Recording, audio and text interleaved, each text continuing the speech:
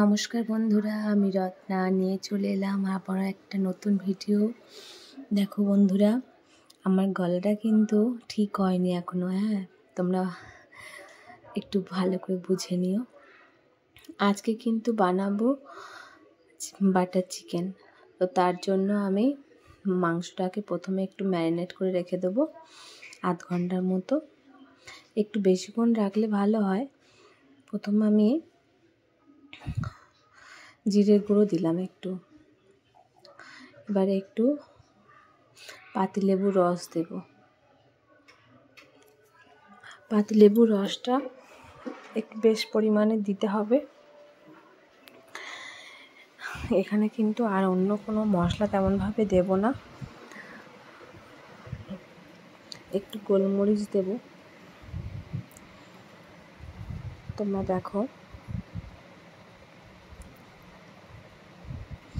লঙ্কা গুঁড়ো দিয়েছি একটু ঝাল হওয়ার জন্য, একটু হলুদ গুঁড়ো দিয়েছি, দই দিয়েছি, একটু জিরের গুঁড়ো আর কাশ্মীরি লঙ্কা আর হলুদ লঙ্কা এবার একটু নুন দিলাম, দিয়ে ব্যাস ভালো করে মাংসটাকে মাখাবো। মাখিয়ে আমি, তোমরা যদি পারো 1.5 থেকে 2 ঘন্টা রাখবে। আমি সময় কম ছিল বলে আমি আধ ঘন্টার মতো রেখে মাংসটা রান্না করতে গেছি। এবার দেখো বন্ধুরা, আমি একবার মাংস ভাজা আমার হয়ে গেছে। তো আমি তোমাদেরকে দেখানোর জন্য ভিডিওটা করলাম। আমি এইভাবে একবার ভেজে নিয়েছি মাংস, আবারও পুরো মাংসটা আমি এইভাবে ছাঁকা তেলে ভেজে নেব। খুব বেশি ভাজবো না, জাস্ট একটু রং আলাদা হবে। আর মোটামুটি তোমরা বুঝতেই পারবে, এপিট ওপিট করে ভালো করে ভেজে নিতে হবে।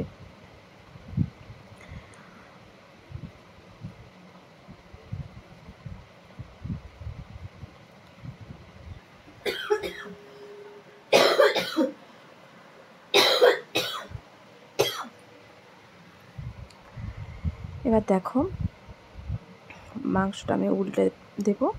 এক পিঠ আমার হয়ে গেছে মোটামুটি। এইভাবে নেড়ে চেড়ে ভালো করে মাংসটা আমি ভেজে নেব। এবার আমি দেখো তোমাদের রান্নার দিকে চলে এলাম। একটা পরিষ্কার কড়া আমি বসিয়ে দিয়েছি, অল্প পরিমাণে তেল নিয়েছি। আর এখানে কিন্তু আমি পেঁয়াজটা একটু মোটা মোটা করে কেটে নিয়েছি। তোমরা দেখলেই বুঝতে পারবে। এই দেখো, এই পেঁয়াজটা কেটে তেলের মধ্যে ছেড়ে দিয়েছি। এখানে আমার 3 থেকে 4টে পেঁয়াজ আছে, মাঝারি সাইজের। আর এবার আমি দেব আদা রসুন, যেটা গোটা, কিছু হালকা মশলাগুলো হালকা করে ভেজে নেব। এই দেখো, আদা রসুন আর একটু ধনেপাতা গোটা গোটাই নিয়েছি। এবার এটাও তেলে ভেজে নেব।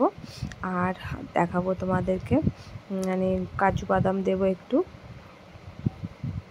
বাটার চিকেনে গ্রেভিটা বানাতে যেগুলো মশলাগুলো লাগে আমি সেগুলো দেব। এবার দেব আমি টমেটো, একটু মোটা করে কাটা টমেটো আমি দিয়ে দেবো। দিয়ে কিন্তু খুব যে ভাজবো তা নয়, এটা পেঁয়াজের রঙটা সাদা হয়ে যাবে আর টমেটোগুলো একটু নরম হয়ে যাবে, আমি কিন্তু নামিয়ে নেব। খুব বেশি ভাজার দরকার নেই এখানে। দিয়ে এটা একদম স্মুথ করে একটা পেস্ট করে নেব। তোমরা দেখলেই বুঝতে পারবে।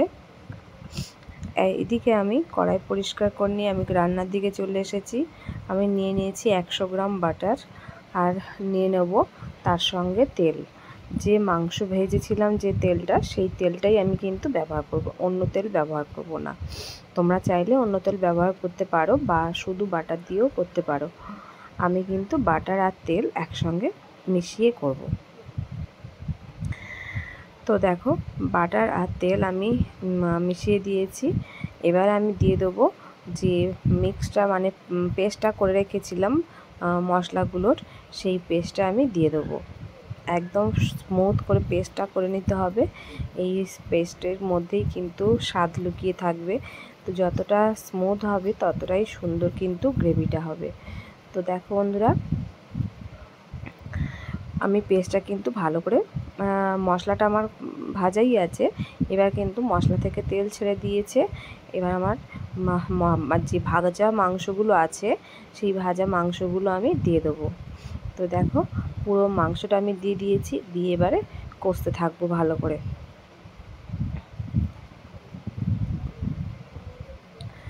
সুন্দর করে কষা যখন হয়ে যাবে তো তোমরা বুঝতে পারবে, যারা মানে মাংস তো 80% মতো সেদ্ধ হয়ে গেছে, তো এটা কষতে কষতে পুরো মাংসটা সেদ্ধ হয়ে যায়।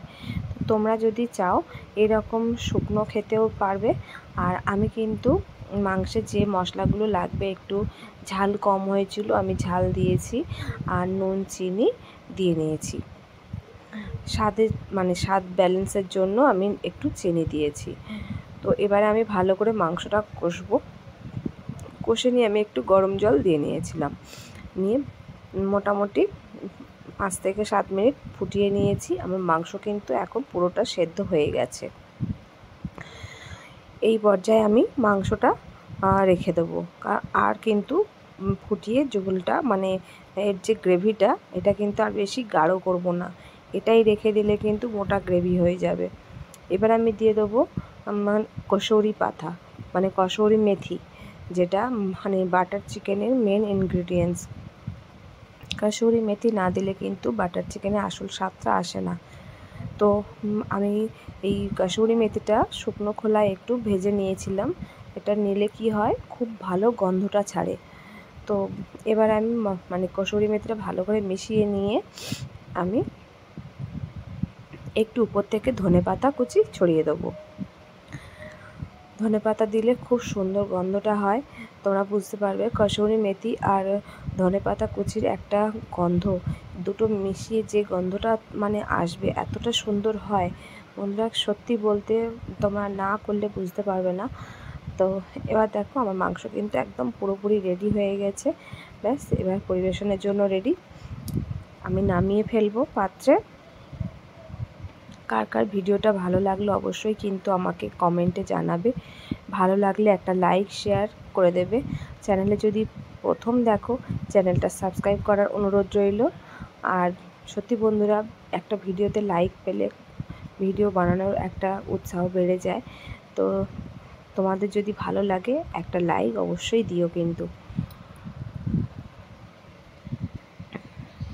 দেখেছো বন্ধুরা কতটা লোভনীয় হয়েছে, খেতেও অতটাই সুন্দর হয়েছে। দেখতে যতটা সুন্দর হয়েছে খেতেও অতটাই সুন্দর হয়েছে। তো তোমরা ঝটপট করে বাড়িতে বানিয়ে ফেলো আমার প্রসেসে, তো দেখবে তোমাদেরও সুন্দর হবে। আর রবিবারে যদি এইরকম একটা মেনু থাকে তাহলে কিন্তু সত্যি রবিবারটা জমে যায়। মানে পোলাও বলো, এদিকে রাত্রে রুটি দেবো বলো, পরোটা বলো, নান বলো, যাতে খাবে তাতেই কিন্তু জমে যাবে। তো কেমন লাগলো ভিডিওটা অবশ্যই জানিও। সবাই ভালো থেকো, সুস্থ থেকো। আজকের মতো টাটা।